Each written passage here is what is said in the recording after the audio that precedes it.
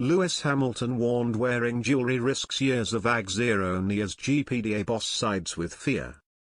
Lewis Hamilton has been warned that wearing jewellery risks years of agony as the FIA prepare to crack down on the issue. Rules over drivers' jewellery have already been in place for several years, but motorsport bosses are now keen to ensure they aren't being ignored. At the Australian Grand Prix last month, race director Neil Swittich reminded drivers they couldn't wear jewellery or personal pieces of underwear beneath their fireproof overalls. Hamilton has been given until the Monaco Grand Prix to make sure he isn't breaking the rules. But the Briton has vowed to keep his jewellery on and will instead ask for an exemption to be granted for the rest of the season. And Grand Prix Drivers Association chairman Alex Wurz thinks Hamilton is making a mistake.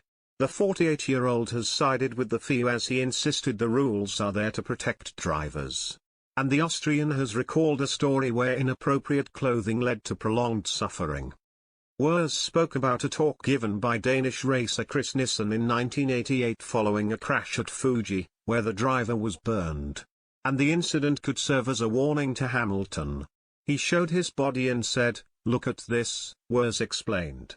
For him the absolute most painful thing after fire, and it wasn't a long fire, was the rubber in his normal pants being burnt into the skin. He said it was for years agony and pain. And it educated me.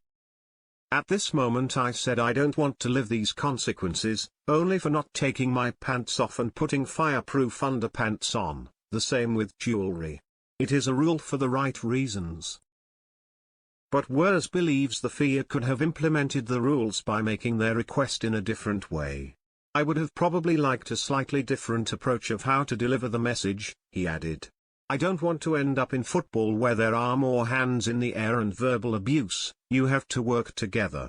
It's a style I would have preferred in this case.